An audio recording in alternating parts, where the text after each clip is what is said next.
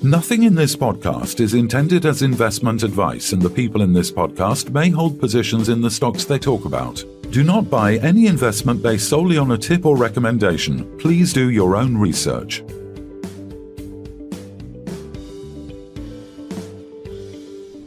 Hello and welcome to the Midweek Takeaway. Today we're joined by Jonathan Bixby, CEO of Tiger Royalties and Investments, a company making serious waves across decentralised AI and Bitcoin-linked investments, with Tiger's TAO Alpha subnet now generating nearly $70,000 a month just weeks after launch, and fresh strategic moves, including a £250,000 cornerstone investment into Tao Strategies Singapore, plus a 26% stake in Bitcoin Treasury pioneer Standard Strategies. Tiger is rapidly building a diversified and future-focused blockchain portfolio. We'll be discussing what all this means, where it's going, and why Tiger might just be one of the most undervalued plays in the space right now. So welcome, Jonathan. Welcome back to the podcast. It's great to have you back. Thanks, Phil. Nice to be here. Yeah, absolutely. How's life treating you in Canada? It's good. I mean, it's busy. Markets are fun and busy right now, but things are good. Thank you. Certainly are, yeah. I mean, so Jonathan, let's start with the bigger picture. I mean, Tiger's been evolving rapidly. Since when you were last on, we talked about the AROC.VC, but can you just walk us through the broader strategy behind your recent push into decentralized AI and Bitcoin Treasury investments? Yeah, absolutely. I mean, I think it's two mega trends coming together. So if you sort of think about trend number one, obviously the world is awash in liquidity and money. Every 4 years, there's a cycle. That cycle is what we call crypto summer. I think we are, just like you guys in the UK right now, in a heat wave, starting a heat wave in crypto summer. So that's one trend. And that's obviously very tied to global liquidity, money printing, and debt refinance, which is a huge topic and both an opportunity and a challenge. And then the other side of it is this massive boom in AI. And what I've realized on the AI side is that AI and crypto are perfect partners in marriage. And the reason is that the agent boom, the agents need to transact. And those transactions, I believe very firmly, are going to be in stable coins and crypto. And then the second point on that is there is a whole world of centralized AI, obviously led by ChatGPT and Claude and Meta and Google. And there's an appetite, a massive appetite for decentralized AI. So I think that those two trends come together to form what is the mega trend of this cycle, which is crypto and AI, and that's why the Bittensor and Tao ecosystem is so exciting for us. Absolutely, yeah. I mean, we've obviously mentioned this Tao strategy, and I've been trying to kind of break it down into a sort of an analogy. Is it sort of the Bittensor side of things is like an AI version of Bitcoin, and instead of using that computer power that we know like Bitcoin miners do, you're effectively using that computer power to train and share some AI models. I suppose like teaching a computer to recognize speech or write code or make some decisions. So, and then obviously you get paid in these Tao tokens, a bit like Bitcoin would be if you were doing, the mining. And then Tao is the reward that you kind of get for contributing that intelligence instead of the computing power. Is that a fair analogy? Yeah, I think that's actually a very fair analogy. I take it one step further and say the brilliance of the Bitcoin white paper was to understand incentives and trust, right? So this idea of how do we live in this world where we don't know each other, but we can trust each other. That's where proof of work came in. And that's the brilliance of the white paper. I think the brilliance of Bittensor is saying we also live in a world where people need incentives to do work. And so coming to your analogy, the idea is if I'm going to create a business in AI, do I want to pay ChatGPT for the underlying tokens for that? Or, hey, do I want to be an entrepreneur, own my ecosystem, and get rewarded into your excellent analogy, something like Bitcoin, which is 21 million TAOs ever produced. And I think that is a fantastic way to incentivize people to build AI on top of crypto. So yeah, sure. that's the idea. So basically, you've bought something which you refer to as a subnet. No, obviously, I know as a subnet is something that you use for masking within the whole IP range. This is a subnet, which is kind of like, I guess, owning your own private AI mine inside that Bittensor ecosystem. So obviously that was what you referenced in the RNS, that it's already making around circa 70,000 a month, which is about $2,300 a day in Tao, and it's only been live for 4 weeks. So it sounds like it's working well for you. But how do you potentially see that scaling up? How scalable is that 70,000 a month? Well, I can give you sort of some analogies. If you look at there's about 100, don't quote me on it, about 120 subnets right now total in the world.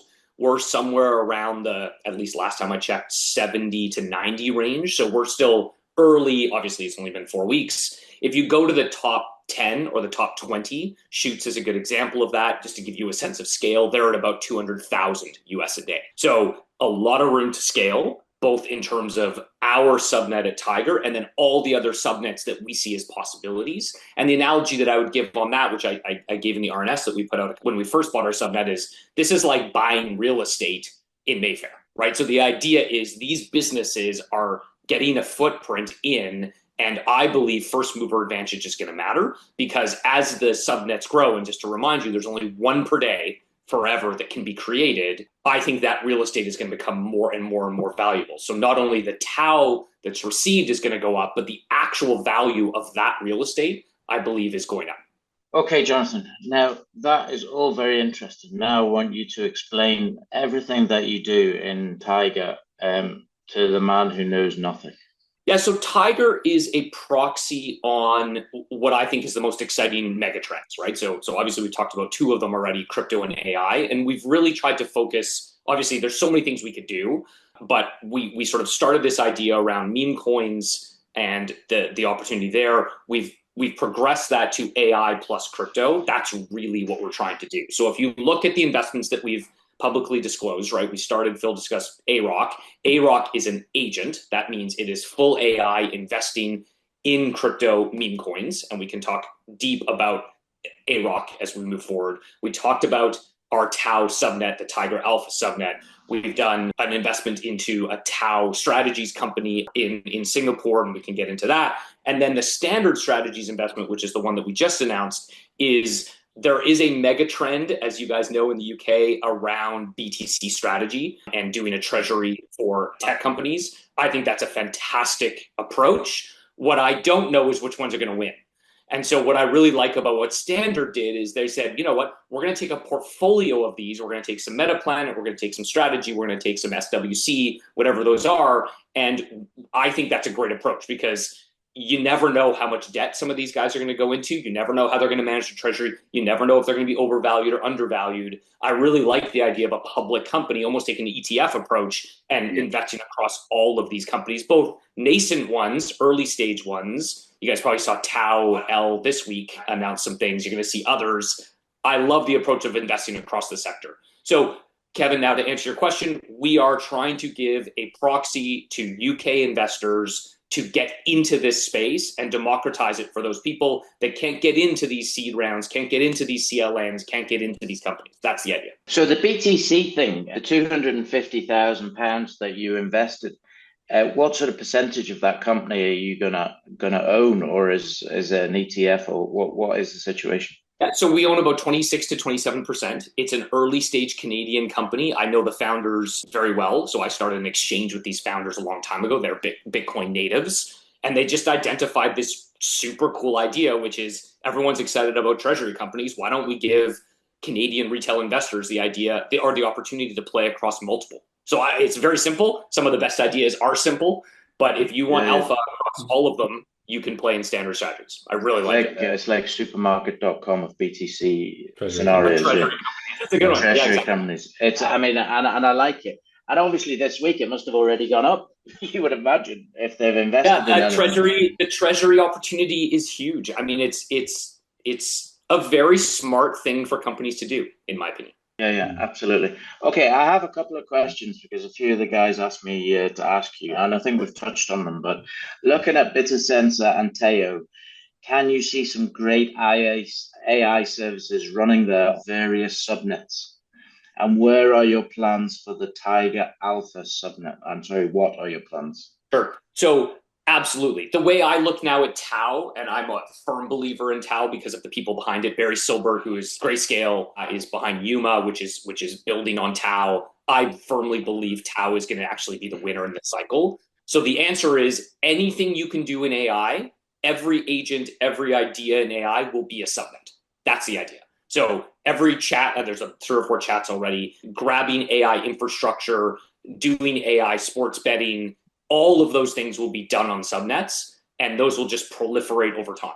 So I believe if you were to start an AI business today, you are way better off to start it on a subnet than you are to be giving 50 or 60% of your revenue away to any of these big guys for credits.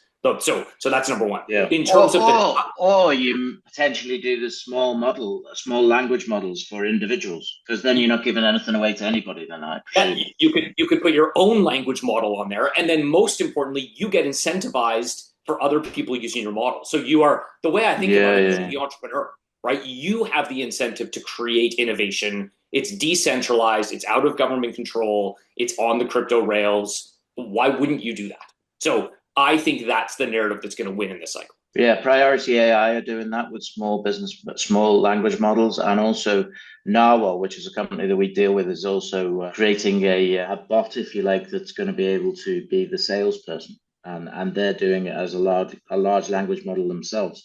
So what you're saying is, if they have that asset themselves, then they can benefit from selling that asset, if you like, through this process, and you guys then get a cut of that as it goes through the system. Is that exactly correct? That's exactly correct. You are incentivized to create entrepreneurship in AI. And I just think that's a winning thesis. Well, I think this is the thing, right? It's trying to explain why does Bittensor matter in the real world, right? It's not, because obviously a lot of people go, oh, the share price is going up and this is fantastic, but actually it's about understanding at the moment, Kev, all of the largest AI companies, whether it's OpenAI or Google or Meta, they control everything. They can shut you out. Yes. API limit, censorship. They whack up the cost, they decide it's not free anymore. Whereas if you've got this kind of global AI marketplace where the best AI models win, you could be a researcher out in Africa, right? And you can still compete on the network, which you can't do in any other way. And I guess that's it, isn't it? That's what the advantage is.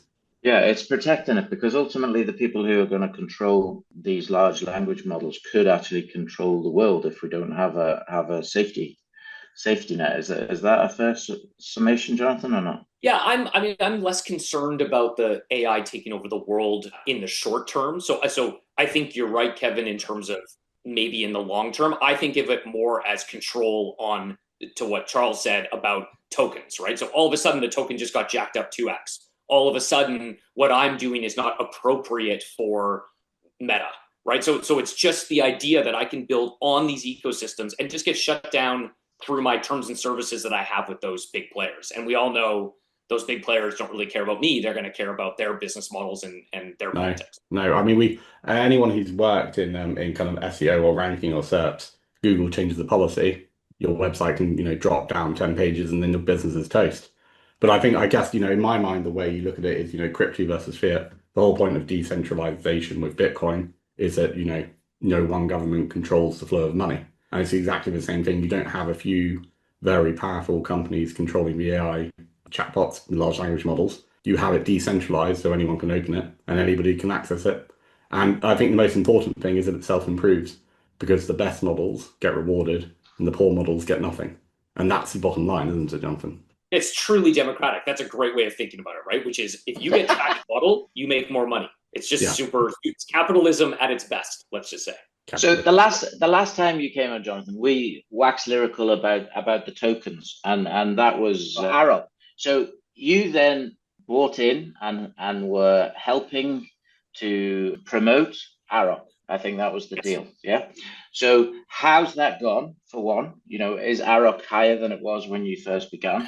And are we expecting more of those deals? Because that was what your play was the last time we spoke to you. So doing incredibly well. So AROC, again, is an AI agent, so it's weird to talk about it as a person, but I sort of will personify it for this conversation, right? So AROC, the investor, has improved models, and we put out a press release, I think, when we did the 250 follow-on investment into AROC about some of its success, right? So the number of trades it's doing, the success on those trades, the model has shifted to only proprietary trading for investors. So the idea is AROC is not going to the internet and trying to get people's money in anymore. They're trying to work with larger institutional and family offices to give them an edge in the crypto meme coin trading. And that was why we put the 250,000 in. So we put the 250,000 in for AROC to actually invest our money on our behalf in the meme coin space. And the answer is, without getting into anything that's non-public,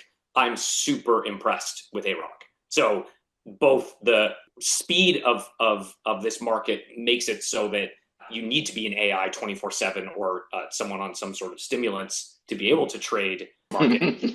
A-Rock is like someone on stimulants. That's the way I think about it, which is 24/7 on the market all the time, making thousands of trades a day, and it's looking really good. It's made 25,259 trades, which is over 601 transactions per day. It's incredible, really. It's pretty incredible, and Phil, just to back up, that's speeding up. That's not slowing down.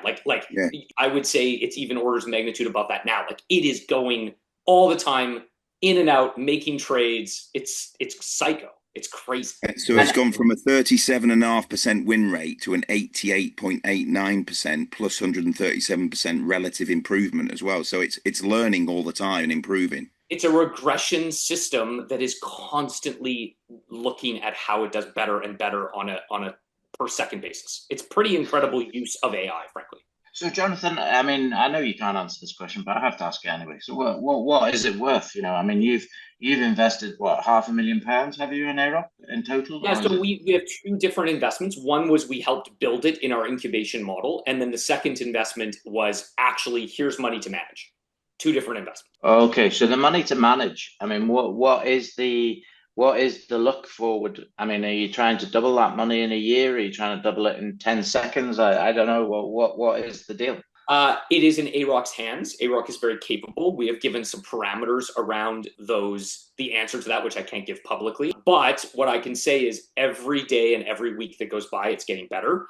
And then I think you have to tie all of what we're doing into larger crypto cycle, which is we haven't hit the banana zone yet.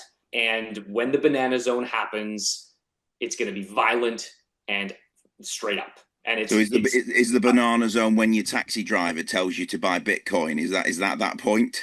Yeah, I know it's when it's the day before that, Phil, isn't it? The day before, yeah. No, it's Phil. It's even worse. It's when the taxi driver says, "Hey, I've heard of this meme coin. Bitcoin it's meme coin 77 Alpha Dexa that you got to get into." That's where it's going to be. Yeah.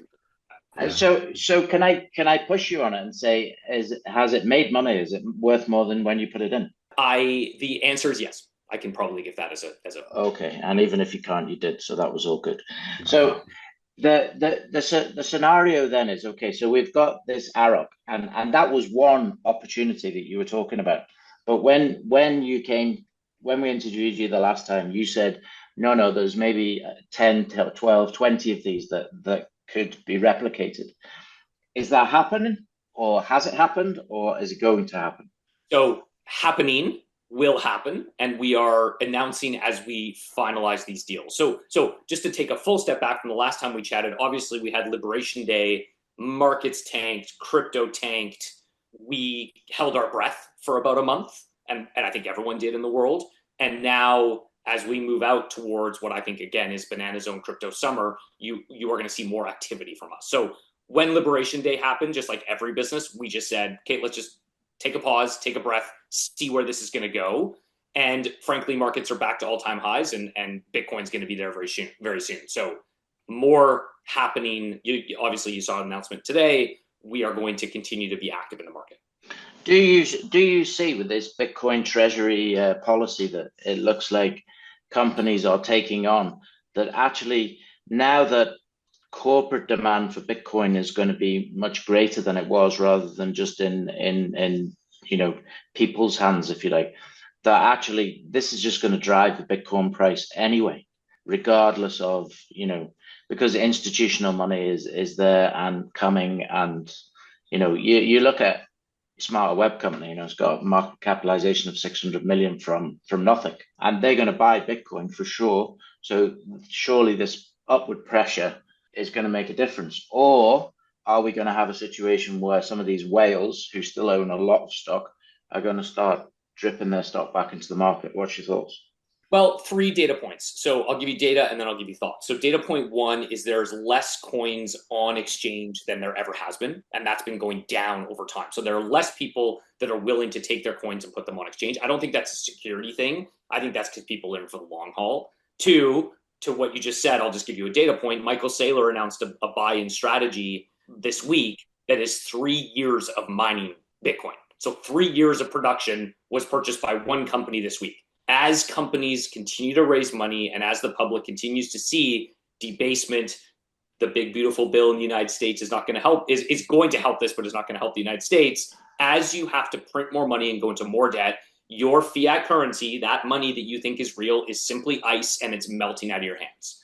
And so if you can't see that as a company and as an individual, you are not seeing what's so clearly in front of your face. And these companies that are coming to market and saying, I'm making money in a business, I don't want to hold that money in melting ice anymore. I want to hold it in something that's, not going to get melted away through debasement. And debasement is coming, and it's going to be more and more and more furious. And so there is a supply shock that is going to happen in Bitcoin, which is going to precipitate the banana zone and the next leg up. It's inevitable. I can't tell you what week it's going to be. I think it's in the next 8 weeks. If I was going to predict, it's coming.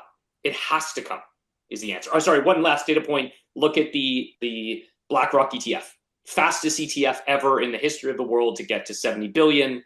That just tells you everything you need to know. Investors, family offices, and countries and companies are now moving into what they think is solid money. That's the reality. Yeah, and are we going to move into a situation where we could see, the Bitcoin being affected or not affected, but even backed by gold or silver or something like that in the future? Because, in effect, these two are running side by side in terms of long-term value. We're trying to say this is not a fiat currency, and so is this not a fiat currency. What's your thoughts I don't on think that? I don't think they merge together. I'm a Bitcoin maxi. I think Bitcoin cannibalizes gold. That's what I think happens. I think that over time, we have to say, no, Jonathan, you can't say that. That's why you have different opinions on the show. I think having big, heavy metal that I can lug around in a backpack versus a Trezor that I can put in my back pocket that has way more money on it makes a lot more sense. That's my perspective. Absolutely. Yeah.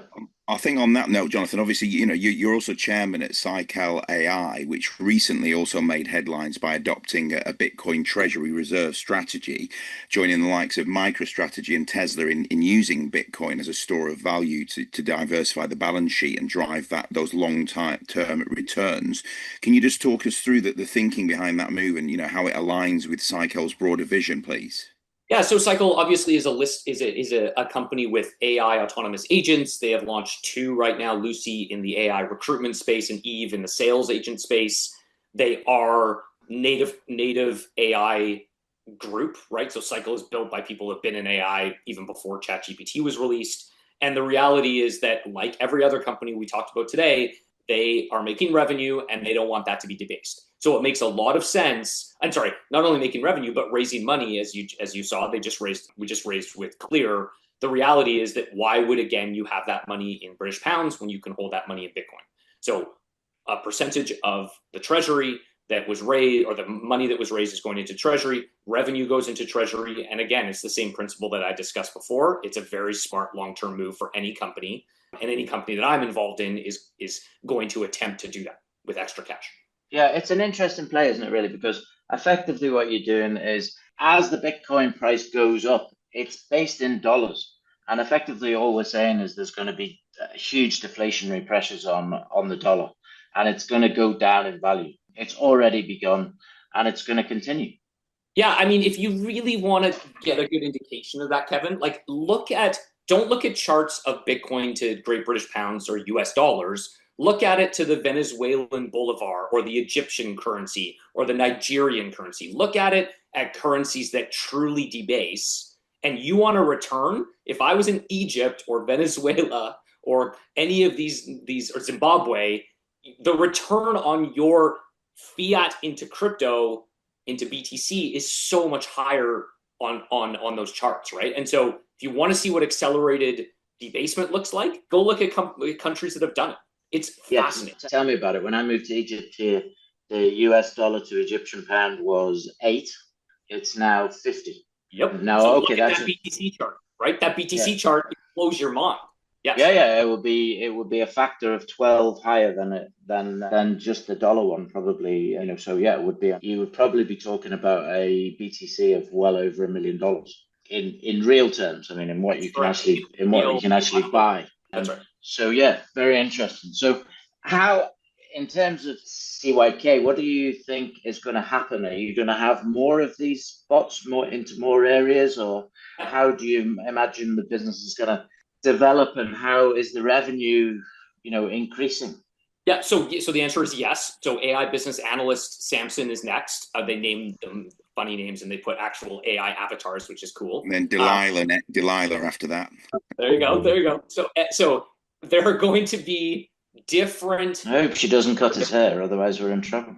There are going to be different areas where businesses need to have this kind of support, and any area in a business is going to need this, right? So the pitch to businesses is, do you want to build a recruitment agent? We've been doing it for 2 years. Do you want to build a sales agent? We've been doing it for 2 years. Here are our references. So the answer is more of the same, and we're raising more money to scale the business. That's a really good sign, right? When people are raising money to scale and hire, it's because it's working. It's working.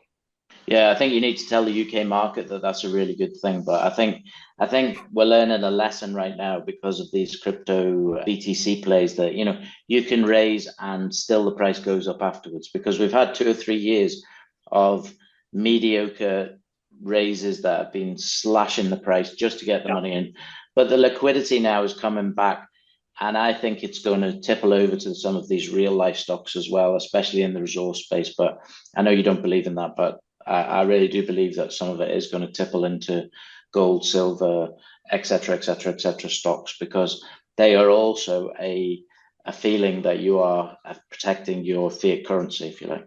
Yeah, and Kevin, I actually do agree with you there. I think I disagreed on them coming together, but I agree this is going to float all boats. And I'm sensing that energy in the UK market in a way that I haven't sensed it since COVID, honestly. Like it's a fun place to be. We're not all crying in the pub right now, which is cool. Yeah. It feels a little bit like GameStop, if you were around, Jonathan, a few years ago. Obviously, the fundamentals are different, but that energy is the same, isn't it? The energy it's fun, man. It's fun when people are making money and putting money at play and risking. And that's the fun part of doing what I do and probably what you guys do. It's fun. Yeah, and I guess the flip side of it, obviously, when we're talking about like Bitcoin or cryptocurrency in general, we're in the summer at the moment. The winter will come. I don't think anybody in the space thinks that it won't come, whether it's a year, 2 years, 3 years down the line. And it's worth, before we get like really ahead of ourselves, I mean, Bitcoin fell 70% in 2022. It was, down to as low as around 17 grand in late 2023. So when it does come around, this is what we're talking about. There's going, most of these Bitcoin treasury stocks, some of them will have to sell the Bitcoin to keep the lights on. The ones that are left over, kind of like the dot-com boom / bust, they're going to rocket, is generally what I'm thinking when we come to the next summer. But I guess it's how you're positioning yourself. When the times are good, you're making hay, but how are you going to protect yourself when the times are not so good in a year or two? And that's going to differentiate the winners from the losers. I think that is absolutely correct. There will be over-exuberance in the market. It always happens. It will happen. I am steadfast in my 5 to 10 year outlook, which is Bitcoin's going to win. All roads lead to Bitcoin. And so I have a much longer time frame in terms of my investment, timeline. Like I'm thinking 2030, 2035. And if you take that approach and get in at the right values for some of these companies, you are going to do extremely well if you're patient. Yeah, I think my view is probably the same as you, Jonathan, in terms, I think if people take a longer term view, it's going to work. I'm still a bit worried about the pure play BTC treasuries, because if they don't create an income stream to protect themselves, to not have to sell, then that puts them in a very, very vulnerable position. So I'm looking at things like SWC, and I hope they buy a business or create a business that will create revenue to keep them going during those periods. But what I can see with your business, and I can see it with Priority One, I can see it with some of the others as well, that and even your CYK, you have revenue streams and you're doing a BTC. So that makes a lot of sense. That method to me just makes more sense. I mean, I don't know, could be proved wrong, but no, I think, Kevin, you are 100% correct. I think the way, if I was listening to this podcast and I was saying, how do I value these companies? How should I think about valuing these companies? One way to think about it is, if you think debasement is real, right? Inflation is real, and potentially you think that what the government tells you is inflation might not be real. So the way I look at inflation is it's how much money is printed. And on average, we're printing about 8 to 10% more money per year. How can you print that money and not have 8 to 10% inflation? I'm not a mathematician, but that's my base case, right? So now the question is, when you're valuing these treasury companies, the real key insight is how much leverage do they have, right? So if they have no leverage, right, you're just taking equity in, valued fairly, and buying BTC, that's a great way to think about this. And even up to 10% leverage is super conservative. If you take the CAGR of Bitcoin, which over the last, say, 3 or 4 or 5 years has been around 20, 25, 30%, you add it to debasement, most of these companies can comfortably take somewhere between 25 and 30% leverage. If they're taking more, it will end in tears. So one of the things I always tell investors is look at the leverage ratio. If I'm levered 10 to 1, this is never going to work. If I'm levered 22%, if I'm levered 17, I think, which is where strategy's at, something like that, that's a great leverage ratio, and you should be able to get through winters and summers with the CAGR of Bitcoin. So that's the insight. What's the leverage? Yeah, I mean, I think in the UK we're still at baby level, and we're not leveraging anything at this moment in time. We're literally raising, going up on euphoria, and buying again. So that is stage 2. What I saw, and this was my own methodology, is there's maybe going to be 3 stages to these companies. You're going to have the first stage, which is now, and basically, buy some Bitcoin, raise, buy some Bitcoin, raise, buy some Bitcoin to a reasonable level. Then you're going to have to either have a business that's revenue producing or create something that's revenue producing, because Bitcoin isn't revenue producing.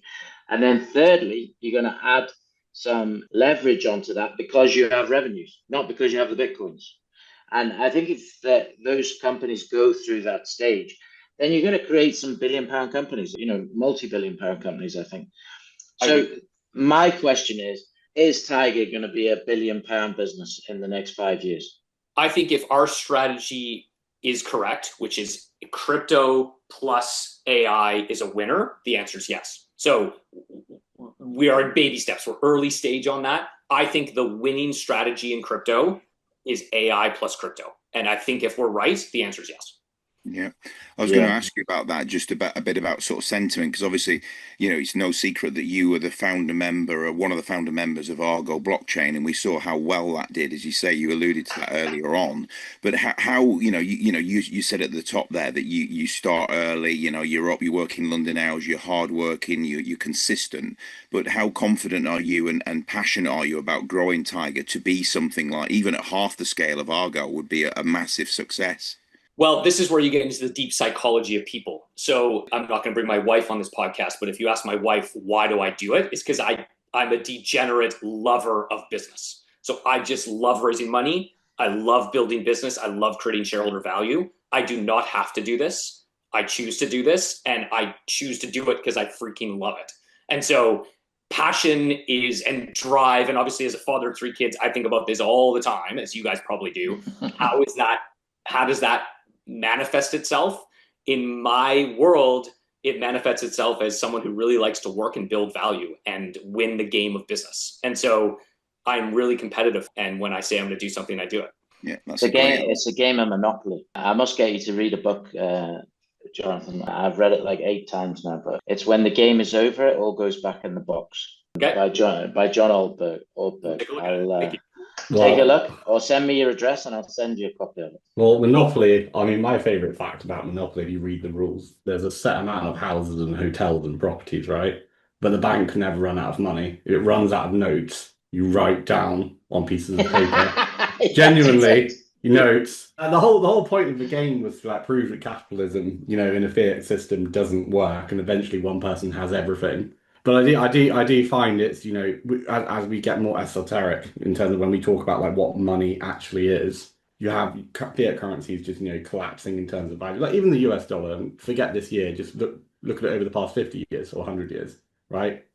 And we talk about the Bitcoin price rising. Is the Bitcoin price actually rising, or is gold rising? Or are the fiat currencies collapsing? That's the actual question. And then the bigger question for me, kind of when you look really far in the future, if US dollar does fail because of the debt ceiling, or because their deficit becomes impossible to service, or because, for whatever reason, how do you value Bitcoin when it's primarily valued in the world's other reserve currency? And I guess that's a question for Jonathan. I mean, when you're looking, because that's your thesis, right? Eventually, it'll have to crash. Yeah, I mean, do we have another 3 hours on this podcast to discuss this stuff? I don't know. I don't know. I honestly, guys, I think about this 24/7. Like, I've read every book on this. I would summarize it, Charles, as follows, which is I don't believe in the next 20 years that the US system is going to collapse. Why? They have the biggest army, the biggest navy. They're not losing dominance. But to your point, there's this really small door of people that are actually seeing what's going on in the world, right? What's actually going on.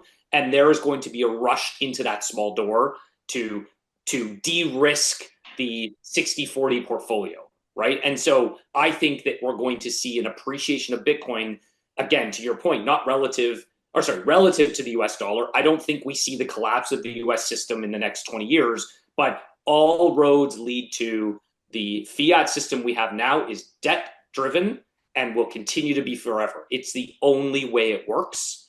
More debt, higher debasement, higher Bitcoin. It's just inevitable. As long as Bitcoin stays decentralized and secure, it's going to win. To Kevin's point, gold and silver are going to win too. All these things are going to win.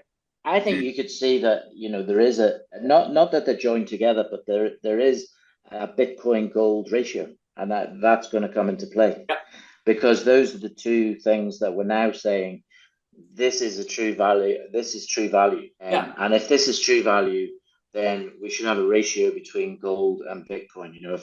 If it's currently 30-1 or 35-1 or whatever, that this is the way it's going to be. But Bitcoin could also race away with that because it has a limited amount. Whereas gold does not have a limited amount that we've discovered yet.